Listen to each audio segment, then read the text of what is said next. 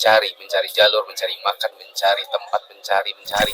Assalamualaikum warahmatullahi wabarakatuh. Teman-teman yang dirahmati Allah, dari Masjidil Haram saya ingin menyampaikan kepada teman-teman semua, untuk teman-teman yang pada tahun ini akan berangkat umroh akhir Ramadan dan berencana untuk iktikaf di Masjidil Haram atau juga di Masjid Nabawi. Teman-teman yang dirahmati Allah, terkhusus untuk Masjidil Haram, memang ada trik-trik tertentu dan manajemen tempat dan waktu untuk kita beriktikaf di Masjidil Haram yang kalau kita tidak begitu mengetahui hal ini, khawatirnya itu hari-hari kita beriktikaf itu terbuang sia-sia untuk sesuatu yang sifatnya searching, mencari jalur, mencari makan, mencari tempat, mencari ya, sehingga habis waktu dalam pencarian kita. Saya punya beberapa konten yang ada di YouTube, Instagram, Facebook, Telegram, dan beberapa media sosial saya yang isinya adalah diantaranya video tentang manajemen tempat dan waktu saat teman-teman beriktikaf di Masjidil Haram. Ini ada 3 part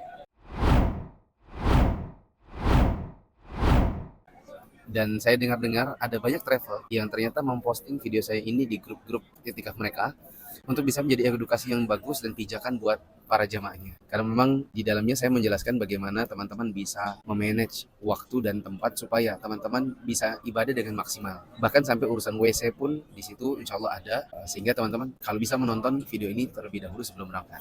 Video yang kedua adalah video yang ini.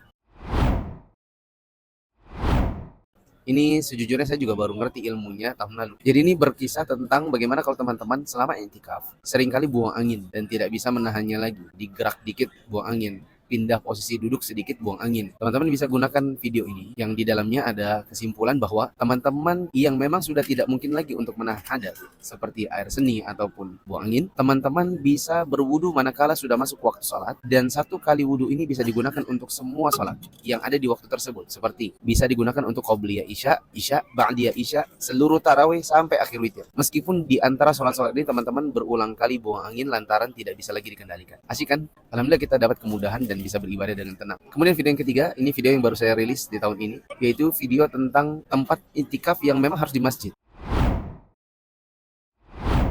Teman-teman jangan ikuti kata-kata sebagian ustadz atau tour leader atau pembimbing yang mengatakan teman-teman bisa beriktikaf di luar area masjid, seperti di P9 atau di mall atau di musolanya hotel-hotel. Karena dalam video ini sudah saya jelaskan bahwa iktikaf itu tidak bisa dikerjakan kecuali hanya dalam masjid. Dan fatwa masyayikh bahwa tidak sah beriktikaf di musola-musola hotel yang ada di depan atau di area Masjidil Haram itu sudah banyak. Teman-teman bisa cari saja di internet. Dan tidak perlu diikuti perkataan pembimbing yang mengatakan boleh-boleh saja. Mereka yang harusnya datangkan dalil yang mengatakan boleh. Karena kita sudah datangkan dalil yang mengatakan tidak boleh. Kemudian ada satu video lagi yang sangat penting yang dulunya pernah jadi kontroversi ketika menurut saya sebagian teman-teman mengkritisi tapi kurang teliti. Saya pernah bikin video ini di 2017.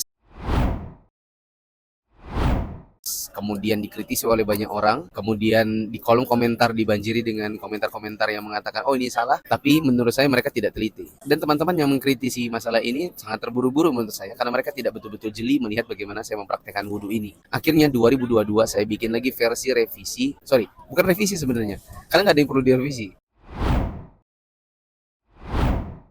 Ini adalah klarifikasi ketika banyak yang mengkritisi tapi mereka tidak teliti. Dan di sini saya jelaskan bagaimana berwudu di Masjidil Haram untuk orang-orang yang memang tidak mungkin lagi untuk keluar masuk karena sekali keluar tidak lagi bisa masuk. Terutama untuk lansia, begitu juga untuk para wanita yang memang akan sangat kesulitan kalau mereka tidak tahu tentang tips ini. Jadi teman-teman, semoga video-video yang saya buat ini sangat bermanfaat buat teman-teman nanti. Saya sangat berharap teman-teman bisa menontonnya terlebih dahulu, dan tentunya saya sangat berharap pahala jariah dan mendapatkan bagian dari pahala ketika teman-teman bisa memanfaatkan video ini untuk memaksimalkan ibadah teman-teman di iktikaf di Masjidil Haram.